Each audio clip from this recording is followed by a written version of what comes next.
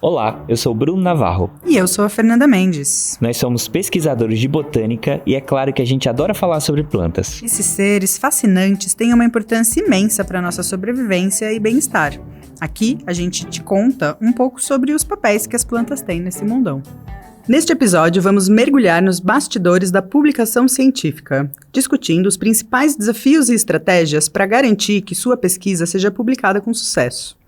Desde a escolha da revista certa até as armadilhas das revistas predatórias, vamos explorar como o modelo de acesso aberto está transformando a divulgação científica. Nossa convidada especial hoje é a Marina Martins Soldi, fundadora da Impress Consultoria e Comunicação Científica.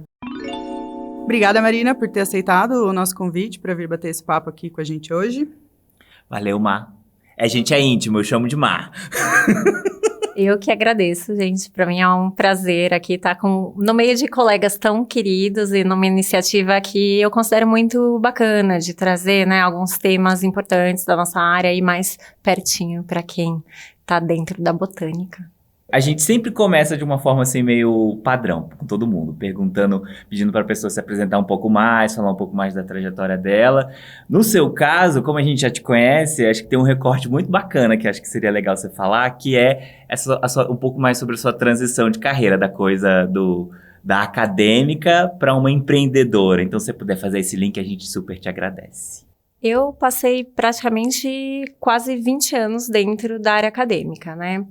Eu acho que segui o caminho tradicional de todos vocês e da maioria das pessoas que vai nessa área, né? Como manda a cartilha. Exatamente. Então, iniciação científica, acho que é ali que eu fui fisgada. Geralmente, acredito que, por mais que a gente goste muito de planta, são poucas as pessoas que têm essa como primeira opção, né? Para mim, foi assim também. Eu fui esbarrando em outros pontos ali de interesse até encontrar as plantinhas e pensei, puxa, nossa, que interessante, é isso que eu quero fazer da minha vida, né? Comecei isso em 2002 e fui sair praticamente em 2021, né?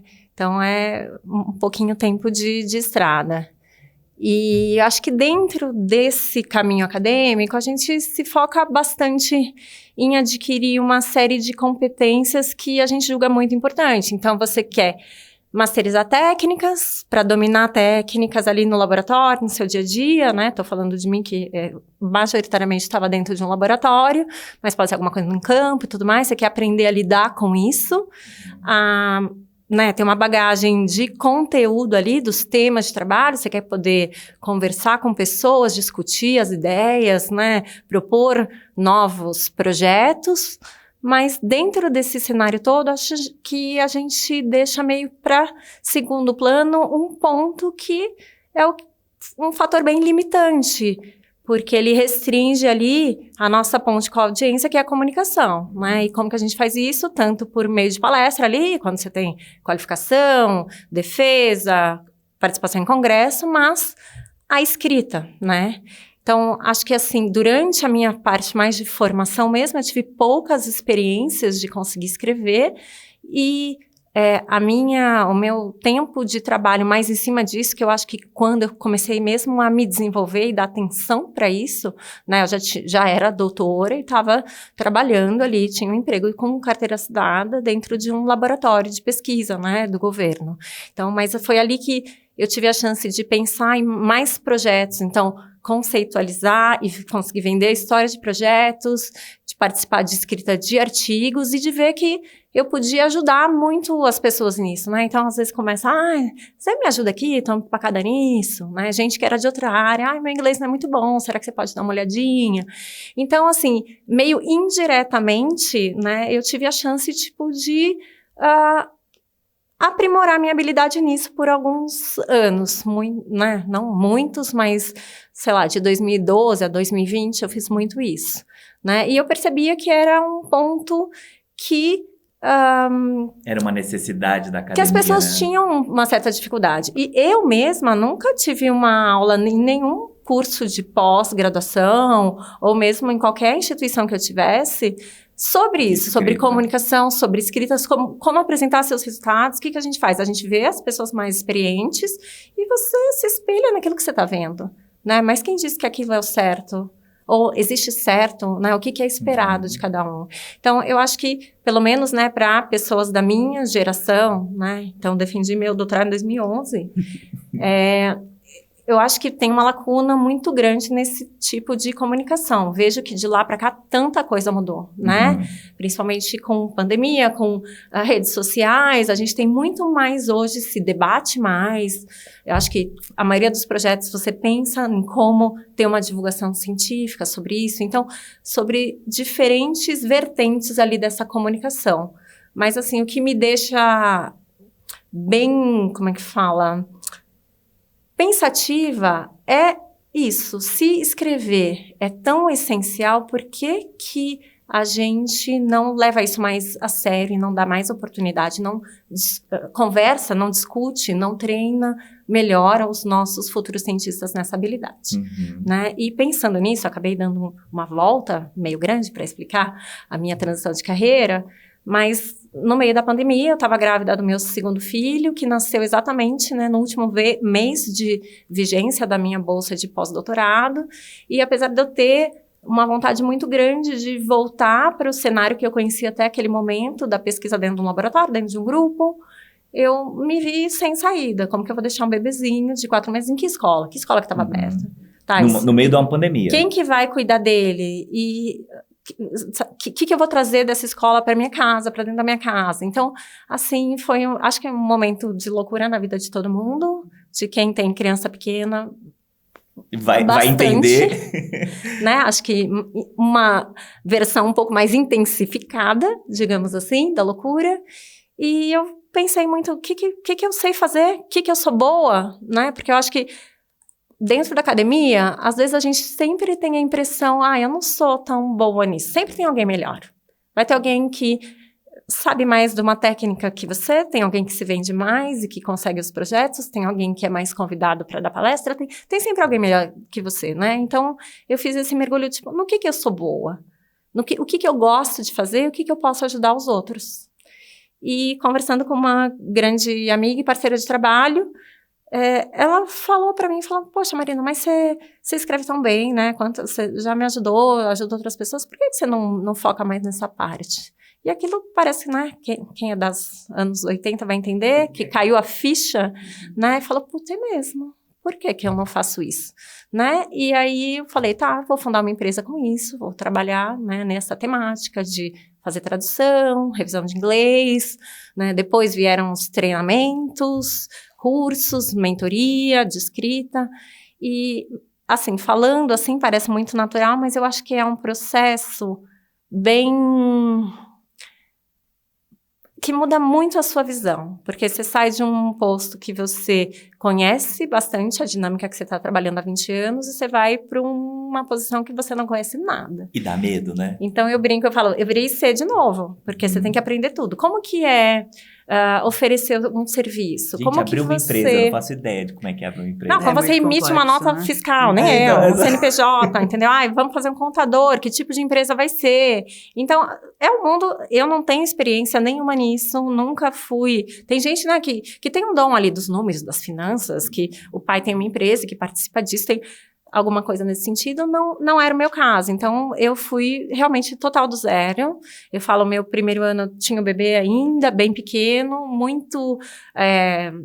totalmente amador, porque eu fazia as coisas que eu achava da minha cabeça, sem nenhum background, nenhuma experiência nisso. E a cada ano, né, você vai se associando com outras pessoas que já conhecem mais desse mundo, que podem te ajudar, e que você vê pouco a pouco, né, não numa velocidade que você gostaria, né, porque eu pensava, nossa, em um ano eu vou estar explodindo a minha empresa, entendeu? Vou estar na capa da lá. Forbes. Sabe? E assim que você vê que não, gente. Uma coisa é o que você almeja, outra coisa é a realidade, quais habilidades que você precisa desenvolver e né, segue nesse desafio, né? Então, eu acho que, para mim, eu aceitei o desafio por conta de ter mais flexibilidade e liberdade com a minha família. Isso é um dos pontos, né, de valor, assim, para mim. Então, amo muito a minha carreira, meu trabalho, isso faz parte de mim, uma parte muito grande, na verdade. Mas eu também tenho a minha família, eu queria tentar balancear um pouco mais esses dois mundos. Da hora. Legal. Você estava falando em desafios e como foi desafiador essa transição de carreira, né? E parabéns pela coragem, assim, porque realmente é difícil a gente reavaliar, né, as nossas competências e entender o que eu posso fazer para fazer alguma coisa diferente. Como pesquisador, a gente não tem um grande mercado de trabalho esperando a gente quando a gente termina nosso doutorado, pós-doutorado, mestrado, seja o que for. Mas eu queria voltar aqui um pouquinho para o assunto da escrita, que foi onde você se encontrou, né?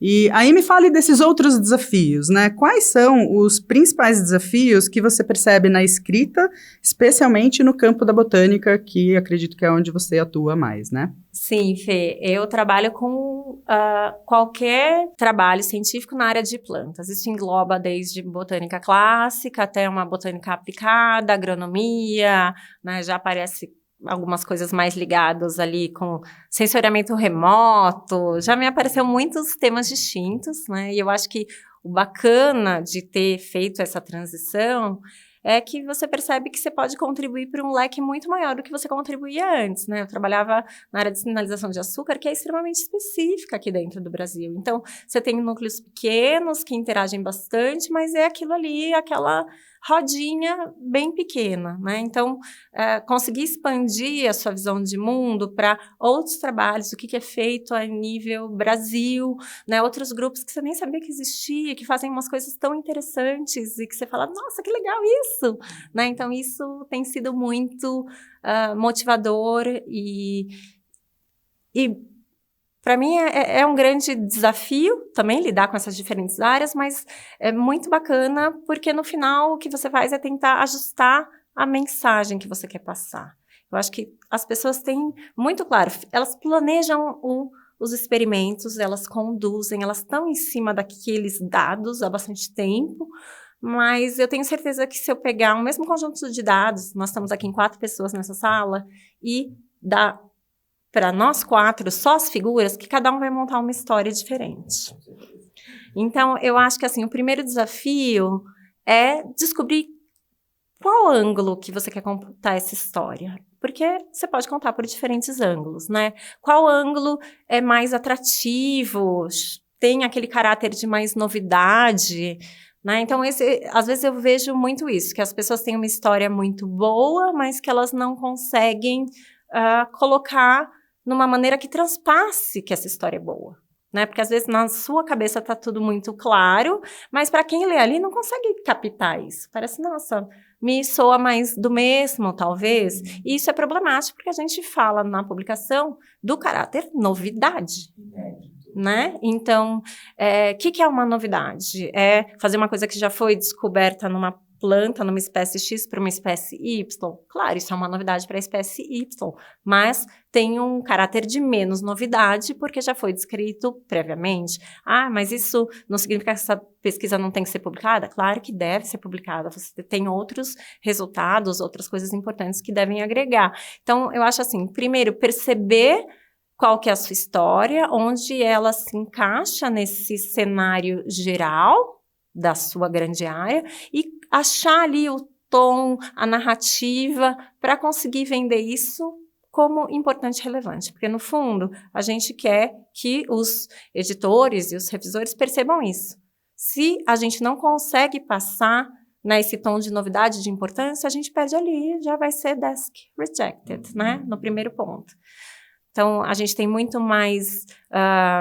as revistas recebem muito mais demandas do que elas podem lidar, né? Então, eu acho que está muito claro isso, se a gente fala com pessoas que fazem revisões, que são revisores, eles falam, eu não aceito muitos, porque eu não consigo. Para você fazer uma boa revisão de alguém, você precisa se debruçar ali e dar o melhor de si, né? Como que você pode aprimorar aquele trabalho ali para ele ser publicado? É isso que, no fundo, é o trabalho de um revisor.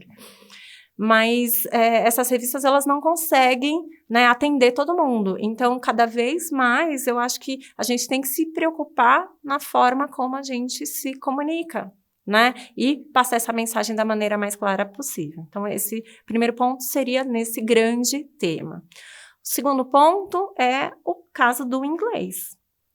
A gente, além de fazer tudo isso que já é desafiador, tem que fazer isso numa segunda língua, que também, durante a pós-graduação, a gente não tem tanto contato. Algum de vocês fez disciplina em inglês durante a pós? Eu fiz. Uma. Assim, e curta ainda, de 15 dias, condensada, né? Mas é raro, muito raro. Eu acho que é raro, né? Então, acho que a gente também precisa repensar não só, né, da forma que os cientistas eles têm mais pontos de contato com a escrita, mas também mais pontos de contato com o inglês, para conseguir se desenvolver nisso, né? Porque o jeito que a gente pensa em português é muito diferente de como é o inglês, né? Então, o português é muito mais floreado, elaborado, a gente tende a fazer frases maiores, dar contextualizações maiores, e o inglês é muito direto. Então, o que eu percebo muito é que faz parte da gente pensar em português, que é a nossa língua materna, e tentar ali, né, transmutar isso para o inglês. Transmutar, né? É ótimo. Porque não é traduzir, você não, precisa exato. converter aquilo. É o sentimento, gente. A gente tá falando de sentimento, não só de escrita. Né? Então, você precisa fazer essa transformação ali, né, e fazer aquilo soar natural no outro idioma. Então, o que eu percebo, assim, às vezes a história até tá legal, você consegue se comunicar, não é que tá um texto ruim, mas não é um texto natural em inglês. E, querendo ou não, eu acho que isso faz diferença. Por mais que muitas revistas coloquem, não, a gente não vai excluir por conta da língua, só se a gente não conseguir realmente entender. Se tiver tão ruim que não é possível entender, isso faz uma diferença. Porque quando você lê uma coisa que está ali clara, fluido, e que você não tem tanto trabalho ali para processar aquela informação, vai muito mais suave do que uma que você precisa brigar aquilo, ler, reler, entender, para extrair a alma do negócio. Né? Entendi. E assim, falando de erro agora, acho que talvez fique legal para quem está escutando a gente, sei lá, tentar se reconhecer nessas possíveis dicas. Quais os erros mais comuns, assim, em escrita científica? Acho que dentro desses dois escopos que você coloca, acho que são exemplos legais, tanto de idioma, mas também de deixar a informação clara e disponível. Um erro muito claro, às vezes você apresenta a solução antes do problema. A pessoa nem sabe direito, você não contextualizou o problema, entendeu? Porque geralmente a gente faz isso na introdução, né? Então, a gente começa ali mais amplo e vai afunilando, porque a gente não consegue resolver o mundo. Então, dentro desse todo problema, você vai resolver uma coisa muito específica, geralmente, né? Então, aí, sei lá, não sei, né? Tá me vindo, gente, eu sei que a maioria de vocês já trabalha com mudança climática, então, é a mudança climática, todo mundo vai passar fome, vai ser muito difícil, não sei o que a gente vai resolver. Só que aí depois você mexe, sei lá, talvez com uma proteína que pode sim ter um fenótipo ali, que muda alguma coisa interessante, mas se a gente pensar friamente, será que essa única proteína vai acabar com a fome do mundo? Então, eu acho assim, a gente precisa, né, saber contextualizar. Óbvio, existem, né, as grandes áreas que a gente consegue dinheiro, financiamento para as pesquisas, que são áreas quentes e que a gente precisa encaixar o nosso contexto, mas encaixar de uma maneira realista, né? Dentro ali do que você consegue responder. Acho que esse é um ponto. Então, né, contextualizar muito bem e apresentar a sua solução depois que você contextualiza, né? Então, dentro desse cenário difícil, qual que é a solução do seu projeto? Ali, o que você está apresentando, né? Tem uma dica que o professor Igor Cesarino, aqui do IB da USP, ele sempre me deu, eu marquei isso e é uma coisa que eu sempre faço. Por exemplo, sessão de resultados da tese ou de um artigo, você precisa minimamente falar na primeira frase o porquê que você está fazendo aquela técnica, o porquê que você está acessando aquele dado, né? E depois explicar ele. Esse pode ser um exemplo disso que você está falando, dessa contextualização? Também. Eu acho que vários pontos aí, Bruno, mas isso que você coloca, tem muita gente que acho que talvez por mais no sentido, quando a gente escreve um projeto, que a gente dá toda a contextualização, e aí, às vezes, tem uma seção separada para justificativa e relevância. Então, muita gente pensa que a justificativa e a relevância tem que vir lá no finalzão. Mas você pode trazer isso um pouco mais para cima. A pessoa não precisa ler tudo para entender. Porque se no começo ela já pega aquilo ali, ela já vai com outros olhos para Exatamente. Ela já vai, a pessoa já sabe, então eles estão focando nisso porque isso é importante por conta daquilo. E aqui segue ali o barco para contextualizar isso melhor, entendeu? É uma narrativa de uma trajetória, assim, de um filme da Disney. Boa, legal. E no caso da língua, eu acho que a principal problema nosso é a falta de objetividade, por conta das línguas latinas mesmo, que tem essa características, né, de mais floreado e elaborado. Então, mesmo que você vá traduzir, eu vou escrever em português e depois eu vou mandar isso para uma tradução. Pense que o inglês é muito mais direto e conciso. Como você pode dizer a mesma coisa com menos? Então, é um trabalho ali. Acho que isso a gente tem muito no abstract, né? Que você tem que condensar. Pensa que você tem que condensar tudo. Toda a sua informação. Igual no abstract, que você pensa ali para enxugando para ficar o essencial e de um jeito que faça sentido, né? Porque não pode ser, sei lá, uma frase essencial e que não conecte com a outra, né? Você precisa fazer as coisas conectadas, mas do essencial que você quer passar, né? Você tem 30 palavras. Você consegue dizer a mesma coisa com 25? Com 20?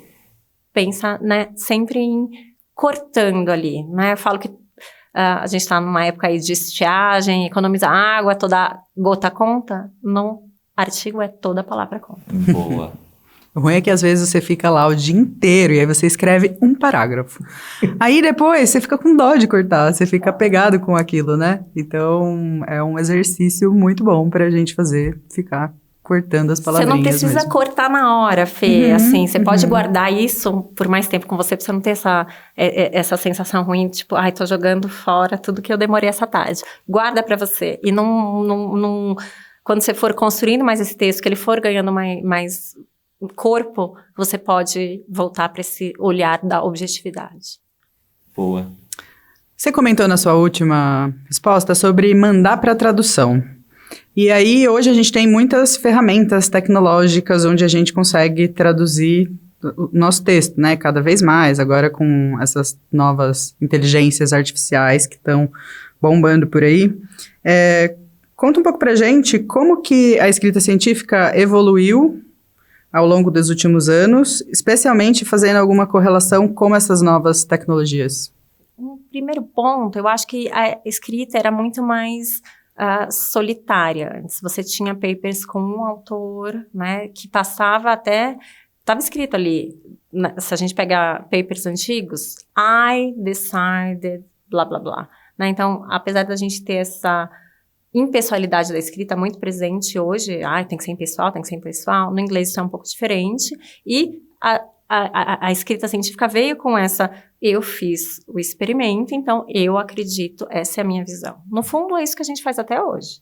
Só que a gente, primeiro, tem um grupo, então não somos mais sozinhos, a gente passa a ideia deste grupo de autores que está ali, mas a gente também tem um pouco mais de distanciamento, vejo isso. Um outro ponto, eu acho que também tem sido exigido mais ou esperado mais temas de multi-áreas ali, né, uma certa multidisciplinaridade, que você vê, né, pessoas que trabalham com coisas totalmente distintas e que agregam muito, tem uma visão, né, de gente que não entende exatamente do que você faz, né, acho que eu e o Bruno tivemos uma experiência junto com outros colegas, a gente está trabalhando em cima de proteínas lá de planta e a gente se associou com uma professora do Butantan que nada a ver, tem com planta, trabalha com aranha, mas que tem um super background de proteína, isso agregou demais no trabalho. Então, sempre pensar um pouco mais que a gente tem a experiência boa de ter pessoas, né, especialistas ali naquela área, que vão ter profundidade do tema, mas que agregar visões distintas também pode contribuir bastante. Isso é bem comum, eu acho, tem se tornado cada vez mais comum, né? Grupos mais multidisciplinares e com diferentes colaborações, então... brasileiro pesquisando com outros grupos de outras nacionalidades e tudo mais. Mais um excelente exemplo de que diversidade realmente, né, faz uma diferença grande. Total. E num outro ponto, num outro contexto, eu acho o seguinte, a gente tem que pensar, né, a gente já veio falando nessa falta de formação para escrita em inglês. Então, a gente tem dados do British Council que 5% da população brasileira se diz conhecer um pouco do idioma e 1% se declara fluente. Né? Eu fico pensando, fluente o quê? É você conseguir se comunicar e entender? A gente tem várias nuances do que cada um de nós se considera fluente, tá? Mas nessa fluência de conversar, né, num debate ali, de conseguir fazer uma pergunta para um speaker num congresso, entender o que ele responde, vice-versa, né? Conseguir escrever bem um artigo que emplaque numa boa revista, que seja reconhecido como importante e relevante. Eu acho que isso é uma tarefa bem grande que nós temos, né? E eu vejo que se a gente não tem iniciativas para ajudar os cientistas a transpor essa barreira linguística, né? Se a gente não tem uma massa, se isso não é trabalhado dentro dos programas de pós e tudo mais, por que não usar as ferramentas que estão aí disponíveis, né? Então, eu acho que essas ferramentas vêm para ajudar, para somar, para facilitar, porque a gente tem um gap muito grande. Por outro lado, eu acho que a gente precisa de um mínimo de conhecimento dessa outra língua, porque é uma ferramenta, e nem sempre a ferramenta está certa, né? Vou dar um exemplo aí, Grammarly, que é um editor ali de texto, né, de gramatical e tudo mais. Se você esquece um S da terceira pessoa, ele vai corrigir, vai te falar, olha, você esqueceu aqui e tal, presta atenção. Mas, muitas vezes, se você tem uma frase longa, ele pode achar que o seu verbo está concordando com um substantivo que está nessa frase, que não é o sujeito. E você precisa saber, tá, mas, sei lá, o meu sujeito é plural e ele está colocando que o meu verbo tem que ser singular, entendeu? Então, assim, eu acho que essas ferramentas estão aí, vão ajudar bastante, enquanto a gente não olhar para esse gap com mais carinho e atenção que ele merece, mas que a gente tem que também entender um pouquinho do que elas fazem, o que elas estão sugerindo, e se o que ela está sugerindo é realmente melhor para você. Assim, acho que não tem como, né? Acho que você usou uma palavra matadora, que para mim é ferramenta. Você encara a inteligência artificial como uma ferramenta, maravilha, mas tem que ter realmente parcimônia, como qualquer outra ferramenta que você usa no laboratório ou na vida de forma geral. E aí tem algumas ferramentas também que ajudam a gente a escolher uma revista que seja mais apropriada ao seu trabalho. E também são só ferramentas, então você não necessariamente precisa escolher aquela revista número 1 ali que aquele localizador tá te sugerindo. Nessa pegada de escolha de revista, o que realmente importa para poder escolher a revista? A gente faz muita métrica em cima do fator de impacto. Ele ainda é uma medida interessante para se considerar a publicação? Eu acho que o primeiro fator a ser considerado é escopo. Isso, na minha opinião, é o primeiro ponto, né? E o que essas ferramentas, todas as grandes editoras aí têm, esses Journal Finder, algo desse gênero, né? Que você pode colar título, abstract, e ver o que dá match, né? Então, Tinder da academia, da publicação. Mais ou menos nesse sentido. E o que eu vejo, porque eu também uso essas ferramentas, que às vezes eles dão algumas coisas interessantes, geralmente deve ter até um grauzinho ali, de cor, tem alguma classificação, né? O que dá melhor match ou não. Só que mesmo essas que dão os melhores match, às vezes não está dentro do escopo. Então vale a pena, sugeriu isso aqui. Vai lá e lê as guidelines, o que é publicado ali. E muitas vezes também aparece, sei lá, fisiologia vegetal. Nossa, é um mundo, fisiologia vegetal. Né? Então, a princípio você pensa, poxa, isso emplaca, porque o meu trabalho é de fisiologia vegetal. Mas se você vê exatamente dentro dessa área que você está trabalhando, tem papers publicados ali naquele grande assunto, entendeu? Que tipo, se tem, os resultados são mais ou menos o que você fez ou não, né?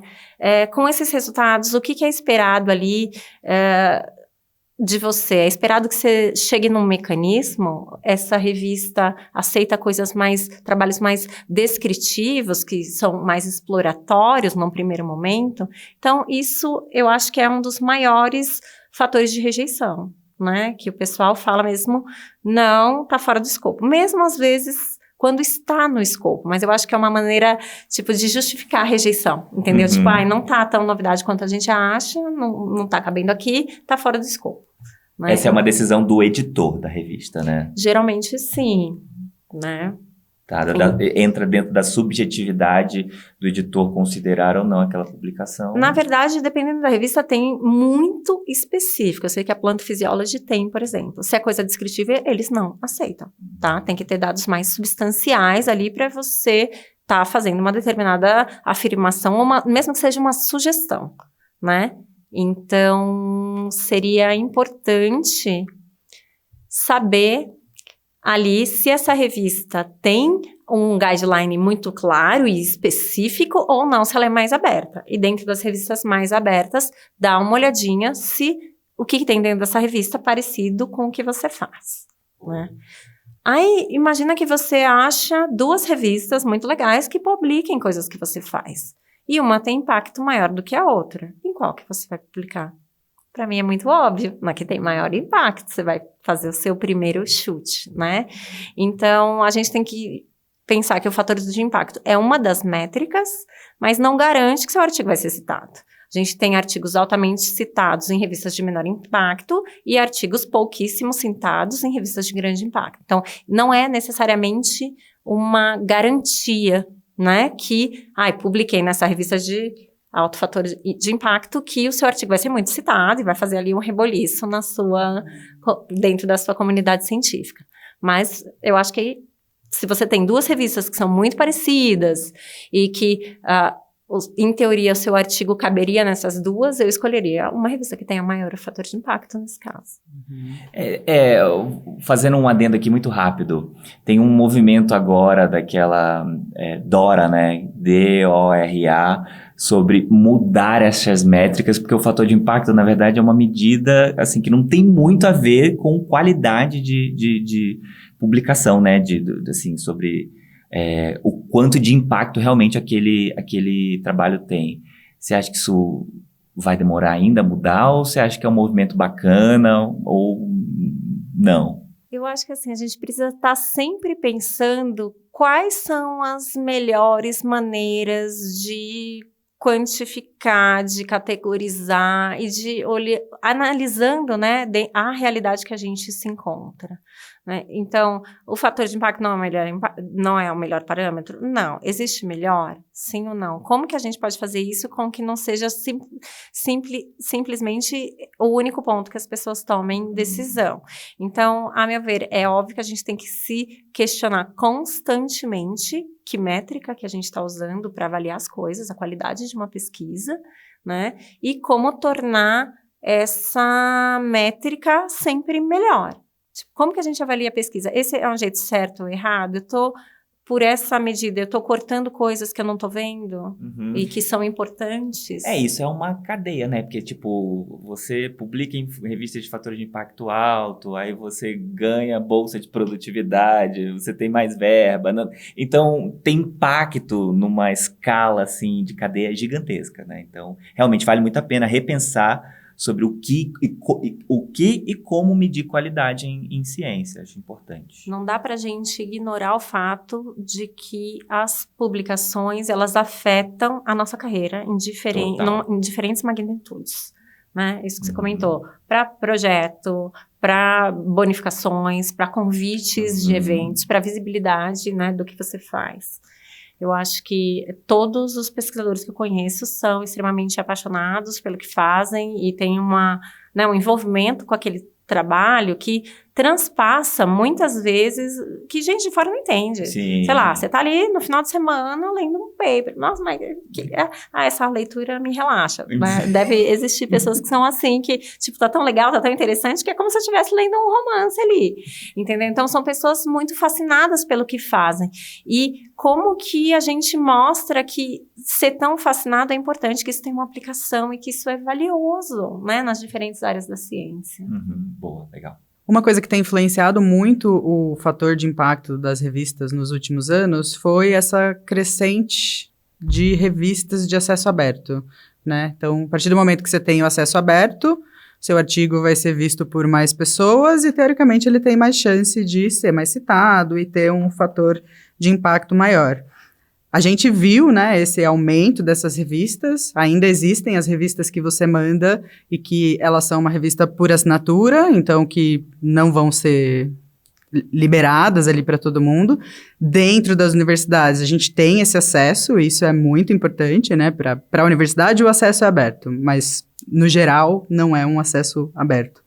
Enfim, como que essas revistas de acesso aberto têm impactado a divulgação científica?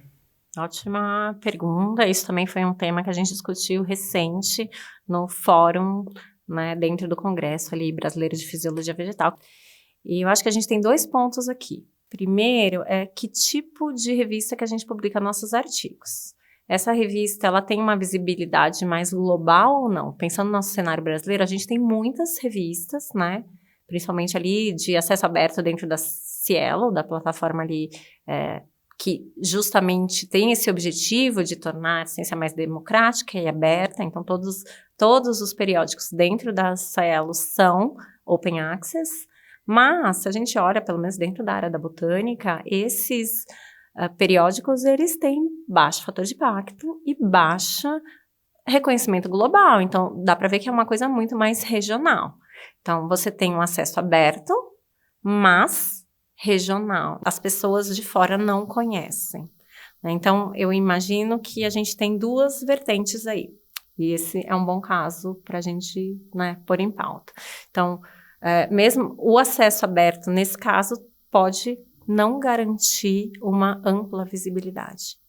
Ao mesmo tempo, a gente tem revistas ali mais tradicionais e que o mundo inteiro conhece e que a gente paga uma taxa muito considerável, muitas vezes, né, o valor inteiro Absurdos. de um edital universal de um pesquisador para conseguir publicar nessas revistas. Vale a pena? Não vale a pena? Eu acho que primeiro é uma decisão do grupo, onde publicar, o grupo tem possibilidade de arcar com esses custos ou não, mas que dá mais visibilidade, porque qualquer pessoa pode ali baixar, isso dá mais visibilidade. Então, tem métricas ali, se você entrar nas grandes editoras, na página de Open Access, né, quais são as taxas, quais são as políticas de acesso aberto dentro daquelas revistas, elas vão te explicar tudo isso e vão tentar também te convencer com os números, que são X%, X vezes mais citados, tem mais download e tem mais conhecimento pela mídia em geral. Então, tanto mídia de divulgação ali, jornalísticas, quanto um impacto ali na parte de tomadores de decisão, que alguns artigos eles conseguem, né, chegar nesse sentido, porque eles recebem muita atenção por eles serem justamente abertos, né? Então, eu acho que a gente tem esses 2 lados que a gente precisa pensar qual que é o nosso objetivo e como tentar atingir esse objetivo. Claro que, como cientistas, né, sendo a ciência majoritariamente publicada com dinheiro público, deve estar mais acessível. Eu acho que esse, né, movimento é muito importante, não deve ser restrito só dentro da comunidade científica, que isso impacta negativamente a percepção da sociedade da importância da ciência, né? A gente vem vendo isso ao longo dos anos, com a pandemia acho que isso ficou muito mais evidente. Então, num cenário de pandemia, nossa, viva a ciência salva vidas. Hoje em dia a gente está praticamente regrediu antes da pandemia, né? Cortes, entendeu? Então, para que isso? Vamos cortar, isso aí não leva a nada, né? Então, a gente precisa pensar como que a gente dá mais visibilidade dos nossos resultados dentro da comunidade científica, para os nossos trabalhos serem conhecidos, citados, para a gente brinco de pôr uma bandeirinha na lua, né? Então, olha, o Brasil faz esse tipo de ciência aqui. Mas também pensar de como a gente pode levar isso para a sociedade, né? Para as políticas públicas, porque no final é isso que impacta. A gente pode fazer a melhor pesquisa do mundo e ter resultados incríveis, mas quem financia essas pesquisas aqui no Brasil? Quem que define quantos milhões vão ser destinados para a pesquisa do Brasil por ano? Né? São os políticos.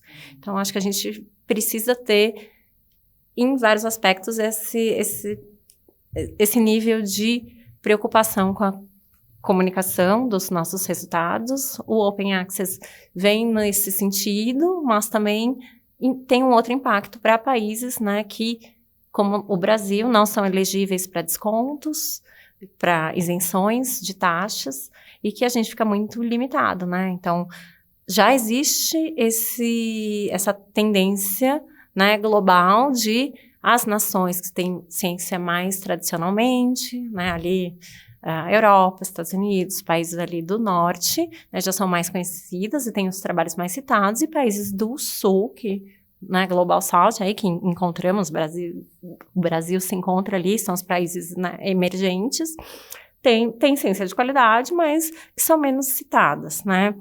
Então, como que a gente transpassa isso? Será que realmente, tendo Open Access, a gente tem os nossos trabalhos mais citados por esses outros países? Eu acho que tem uma dimensão bem grande nesse aspecto que, às vezes, a gente ignora, né? E que a gente precisa, primeiro, conseguir publicar mais Open Access e metrificar para ver se isso realmente tá tendo o impacto que a gente gostaria que tivesse, né?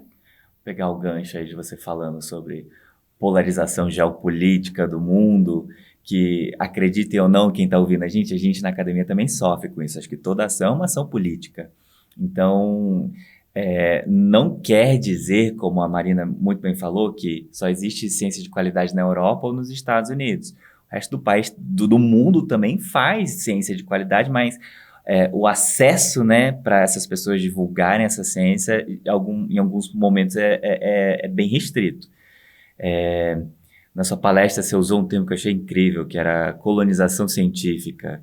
Você acha legítimo essa colonização científica? A gente pensar assim em nações latinas, né, por exemplo, que o Brasil está incluso. Eu acho que, dependendo do país, isso faz muito sentido, né? A gente tem, por exemplo, a Argentina, um país irmão aí, que faz ciência de muita qualidade e tem incorporado ali dentro da sua sociedade uma valorização um pouco maior, mas que, no momento, também estão sofrendo muito politicamente por conta do governo, né? Então, é muito delicado. No fundo, a gente sempre esbarra nessa coisa de temos ali, a gente está trabalhando, estamos descobrindo coisas, ajudando com tecnologia, mas esbarramos no ponto de quem financia isso, de quem regulamenta, né, essas coisas. Tem um apelo cultural, né, também sim, isso. Sim, exatamente.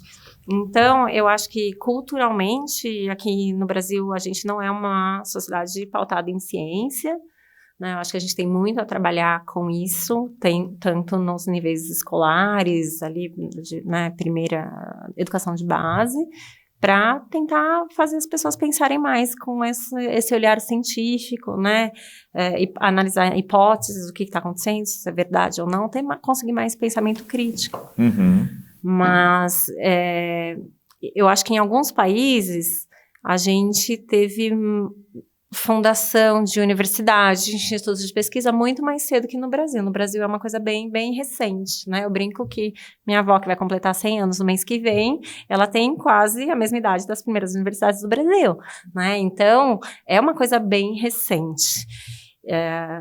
E que, dentro do cenário brasileiro, do que aconteceu de 100 anos para cá, eu acho que os pesquisadores brasileiros tiveram um progresso imenso e que a gente enfrenta ali vários problemas com burocracias, com limitação financeira, com o tempo do reagente chegar e você conseguir fazer um experimento. Estruturação, né? Exatamente, infraestrutura, de como funciona mesmo o sistema, que é muito diferente de países que você já tem uma coisa mais consolidada, que você tem uma equipe que faz compra para você, que você só fala, preciso disso, no dia seguinte está na sua mesa, né? Então, como competir com isso? Né?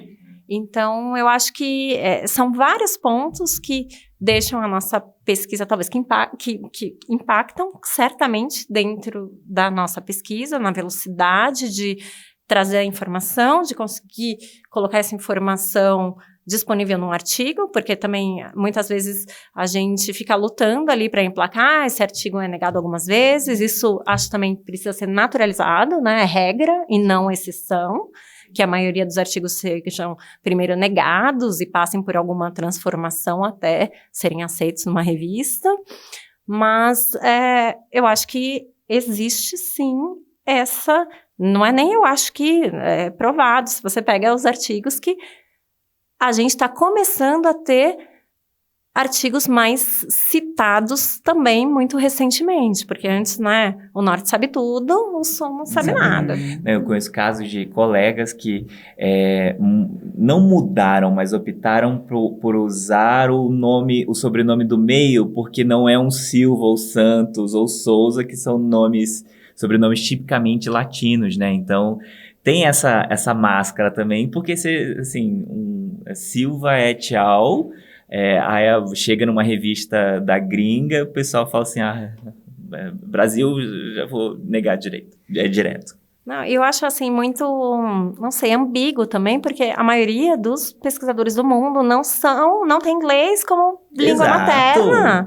Então, tipo, qual é o nexo de basear, né, os achismos ali da qualidade da pesquisa, de que país essa pessoa vem? Geopolítica pura, isso é um exemplo bem geopolítico. Isso que você estava falando um pouco da diferença de acesso a reagentes, por exemplo, a equipamentos, tem um lado bom no fim, bom, muitas aspas nesse bom, tá? Mas acho que isso faz com que esses países emergentes tenham cientistas muito mais criativos, né? Então, porque a gente tem que se virar. Então, às vezes, você não tem o equipamento lá, você improvisa, cola uma coisinha a outra. A gente brinca Faz que o colunas de 5 metros, né, Mar? A gente brinca que o Brasil é o país da gambiarra, gente. Tem um lado bom e tem um lado ruim, né? O lado bom é isso, de não tenho dinheiro para comprar o equipamento carésimo. O que eu consigo fazer? Né? Quantos papers de metodologia que, olhando por esse ângulo aí, fora da caixa, a gente tem de grupos brasileiros, dentro do Brasil, brasileiros que hoje ocupam posições em outras universidades aí, institutos de pesquisa no exterior, e brilhantes, justamente por conta disso. Faz sistema de hidroponia em caixinha de Eppendorf, de microtúbulo. Tem N exemplos, eu acho que dá para citar, né?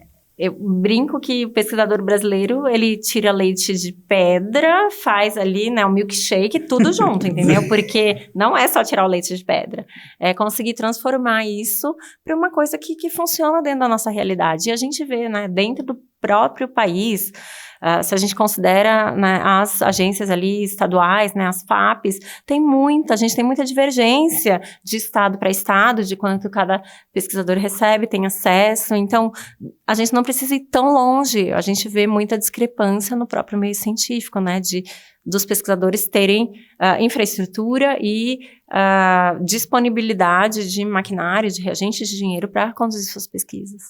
Marina, conta um pouquinho pra gente quais são os benefícios de contratar uma consultoria para revisão de textos científicos em inglês. Num primeiro momento, eu acho que a escrita científica ela é muito mais pautada na experiência que a gente tem das pessoas próximas a gente. Então, o feedback ou o incentivo que a gente tem para escrita varia muito dentro de uma pessoa para outra, um grupo para outro, nesse sentido, né? Tem pessoas que têm bastante suporte dentro dos próprios grupos e que vão precisar apenas de um polimento, de repente por conta mais do inglês, de como tornar essa linguagem mais natural, e nesse sentido, enquanto tem outras pessoas não, que têm outras dificuldades, né, que você lê ali o texto e que não faz muito sentido, você não consegue identificar ali, claro, o problema, a relevância e como esse trabalho responde isso, né, então nesses casos, não é simplesmente uma coisa de linguagem, mas de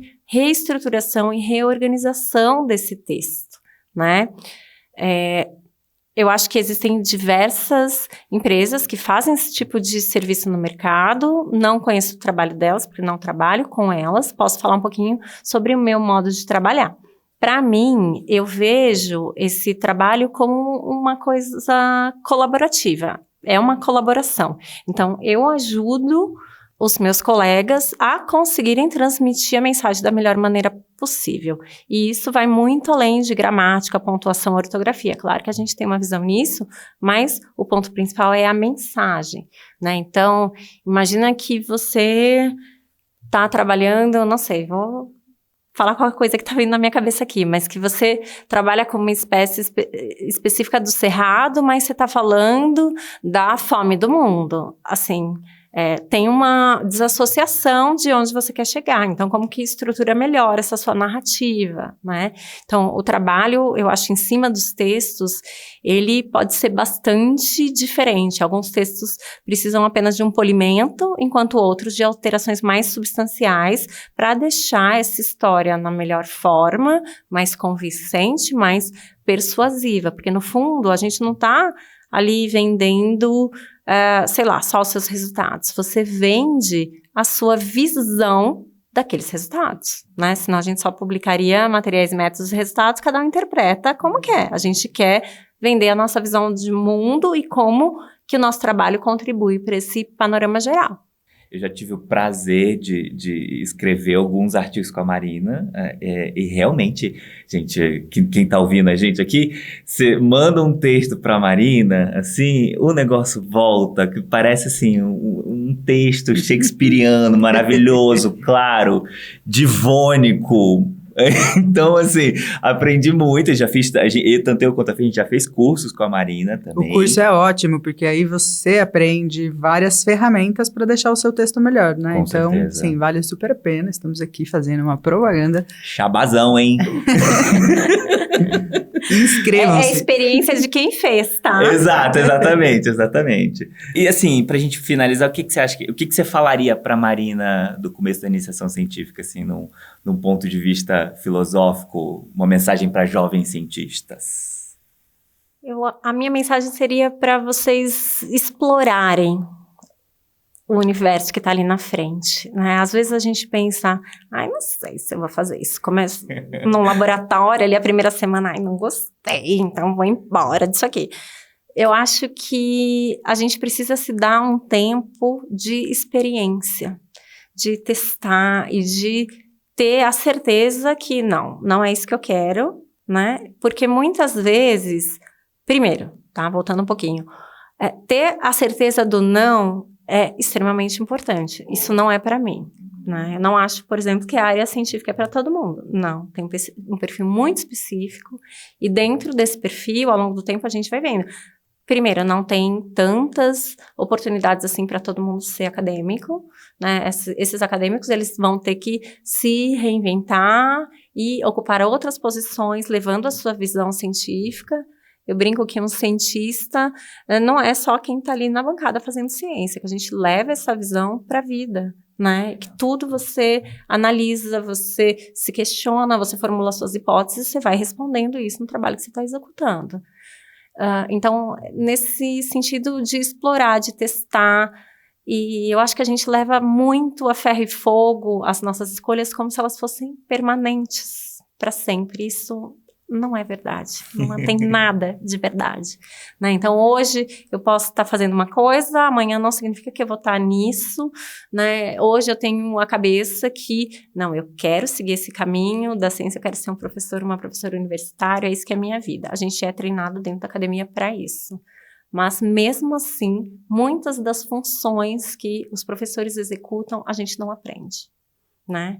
Então, a gente está fazendo ali a pesquisa, de repente você ocupa um cargo de professor, além de montar as aulas, de interagir com esses alunos, pegar disciplinas, muitas vezes que nem é seu domínio, que você também já estudou, mas que aquilo não é o seu foco, você vai ter que, né, voltar ali e estudar e pensar e como transferir esse conhecimento, mais uma vez, essa habilidade de comunicação, né, de como que você transfere esse conhecimento, como você faz os alunos pensarem e agirem do que você acha, da maneira que você espera que eles ajam e que eles, né, entendam o que você está falando. Você participa de outras comissões, você tem muito trabalho burocrático, né? São coisas que a gente pensa, não, eu sei fazer pesquisa, vou seguir nisso, vou ali dar umas aulas, não sei o quê, e não é bem assim, né? Eu acho que o trabalho de professor é um trabalho muito intenso também, muito nobre, a gente precisa de professores que gostam também, não só da ciência, mas de dar aula, de incentivar, né, essa parte, de que sejam bons professores e que se preocupem genuinamente sobre isso, né, sobre como eu vou transmitir a minha mensagem, não ali cuspir o conteúdo, entendeu, não entendeu, paciência, né, foi esse o tempo disso.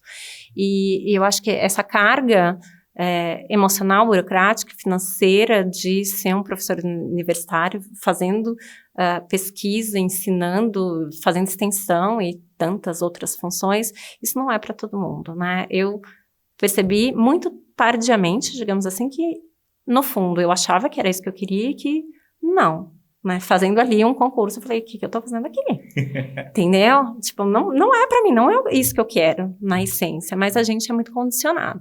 Então, olhem também pra dentro, pra sua essência, com o que te faz feliz, o que te desafia, o que você gostaria de fazer.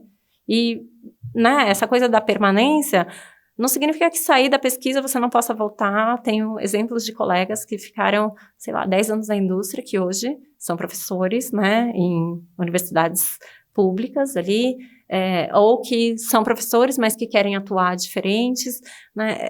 Eu acho que a gente só tem uma vida e que a gente precisa experimentar e ter a chance de fazer o que a gente é bom, o que a gente é feliz, o que a gente consegue receber para pagar conta. Todo mundo tem conta, ninguém vive só de amor. Nossa, amo e o amor paga a conta. Bora Essa pagar os não boletos, galera. realidade, né? E um outro ponto também que eu acho que é super importante e que eu também demorei assim um pouco para descobrir é se valorizar, né? Eu acho que a gente tem muito essa coisa colaborativa, não cobrar, eu faço isso por amor, por ajuda, né? Eu brinco que você é cientista, você é biólogo, você é botânico, você faz o que você faz muito bem, você gasta anos da sua vida que você já poderia estar no emprego, né? Se aperfeiçoando, se especializando. E por que você tem que ganhar pouco? Quem aqui fez voto de pobreza? Eu não fiz. Entendeu? Então, eu acho que a gente precisa ter esse olhar para valorizar o trabalho do outro, né? Então, quero fazer uma colaboração, seria ótimo fazer essa análise, mas é só porque essa análise é fancy. Ela não vai responder nada que eu quero. E aí, eu tô gastando o trabalho, o tempo do meu colega, o reagente do meu colega, só porque eu quero ter a bendita análise que talvez depois eu jogue lá fora, nem vá colocar no paper. Então, né, pensem com cuidado, com carinho no tempo dos seus colegas, porque é o seu tempo também, porque isso vai acontecer com você também, né? Então, acho que todo mundo tem seu olhar, sua maneira de pensar, de agregar, mas que a gente precisa também ser realista e ver se isso vai agregar de fato ou não, ou se a gente está perdendo o tempo precioso dessas pessoas. Boa. Se questionem. Boa, isso. E estejam abertos às mudanças, né? Porque elas estão aí para isso. Né? Marina, foi maravilhoso bater esse papo com você. Muito obrigada aí de novo por ter vindo aqui conversar com a gente. E aproveita agora para deixar aí os @ das redes sociais, onde o pessoal te acha, onde eles podem conversar um pouco mais, entender um pouco melhor do seu trabalho. Para mim foi um grande prazer, amei meu primeiro podcast, estou me sentindo. Chiquérrima. Então, agradeço, foi um papo delicioso. E eu tenho um perfil no Instagram, que é o @impress.científica, que eu divido algumas visões minhas sobre escritas, pontos ali de atenção de escrita também, reflexões, né? Acho que vai muito mais do que só escrita mesmo, mas sobre pontos importantes aí da vida acadêmica. Eu tenho um canal do YouTube, que é uma das coisas que eu mais adoro fazer, que é um quadro, né, parecido com o que vocês estão fazendo aqui, Ótimo. mas que é um quadro de conversa com colegas cientistas da área de plantas, acadêmicos e não acadêmicos, então quem está na indústria, no empreendedorismo, justamente para mostrar essa diversidade, o que a gente faz com essa bagagem científica que a gente tem, né, como a gente aplica isso em vários pontos aí da vida profissional.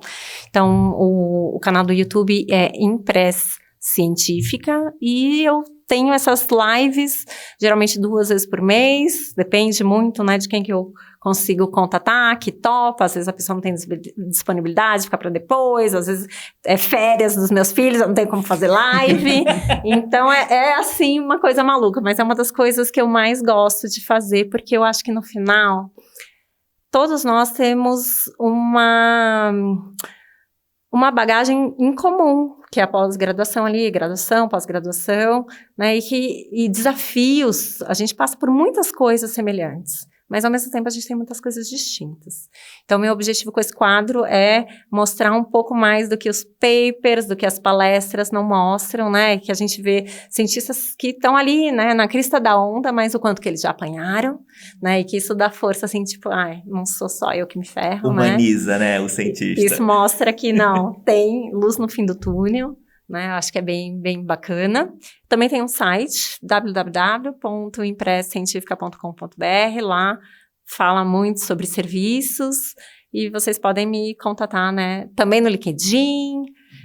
Então, são diferentes canais aí bastante possíveis de interação e geralmente sou eu mesma que respondo e que interajo e que estou ali, né, não tenho ninguém que toma conta das minhas redes ainda, e quando tiver também não vou delegar esse ponto, porque eu acho que é o ponto de conexão mais importante que a gente tem.